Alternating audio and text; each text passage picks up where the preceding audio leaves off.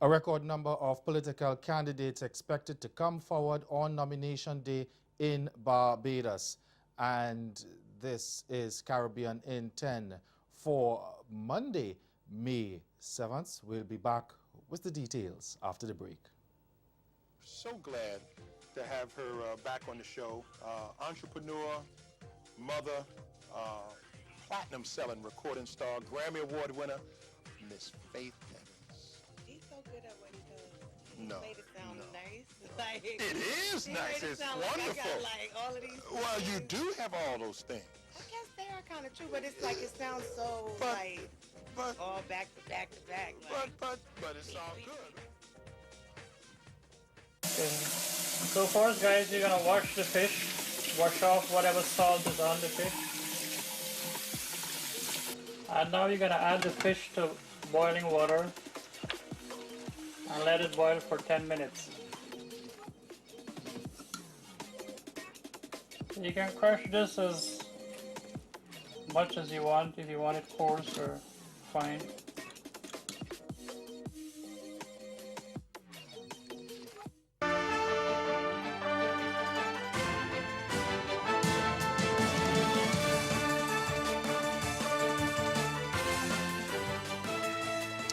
A 125 candidates are expected to hand in nomination papers today to secure their place in the May 24th election race in Barbados. That's a record number of candidates in any election in the country's history. In 2013, there were 67 candidates competing in the elections.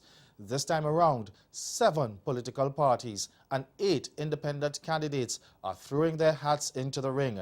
The 2 major parties, the incumbent Democratic Labour Party, the DLP, and the Barbados Labour Party, the BLP, are expected to field full slates of 30 candidates each.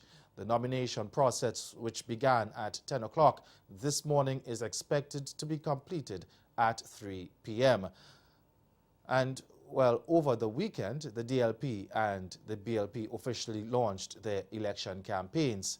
And last night, the DLP brushed aside the promises made by the Barbados Labour Party.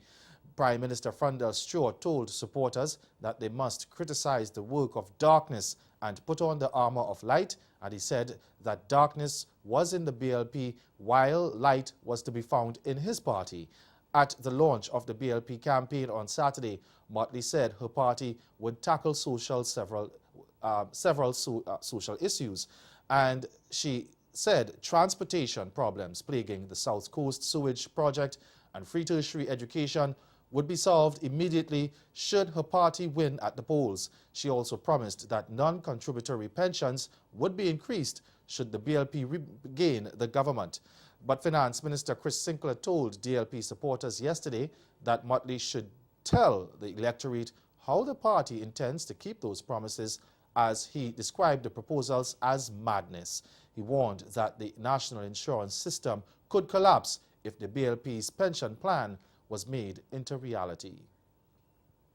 One of 2 police officers in Trinidad and Tobago involved in a shootout at a fast food outlet last week has died. He is Police Sergeant Daryl Honoré.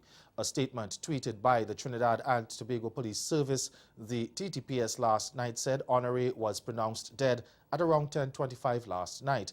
He was shot during an exchange of gunfire last Wednesday with a fellow officer outside Ruby Tuesday over an alleged love triangle. The 2 men were seen on video shooting at each other at close range. They were both rushed to the Mount Hope Hospital. The corporal was treated and released. Police say the corporal, whose name was not released, along with a WPC who was in the company of the corporal at the time, are assisting with the investigations. And there were no survivors amid the plane wreckage found in the weekend in Jamaica's northwest when rescue teams located the site of the crash Trelawney on Saturday. The bodies of the 2 pilots and 1 passenger were found. The deceased have been identified as Rojon Campbell, Carlin Snipe, and Miguel Jones. The single-engine Cessna 206F they were disappeared, or that plane had disappeared last Thursday while on an internal flight between the Sangster International Airport and the Tisson Penn Aerodrome in the capital, Kingston. The plane is owned by prominent businessman Howard Levy.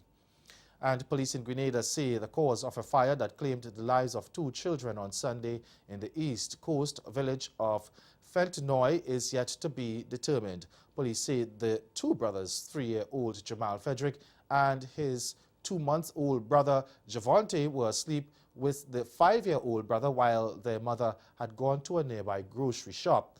The 5-year-old, whose name was not disclosed, escaped unharmed. Investigations are continuing now. So far for the year, 5 people have died as a result of fires. Back in March, 3 members of a family were also killed when fire gutted their home in the eastern parish of St. Andrew. And stay with us, your Midday Sport is next.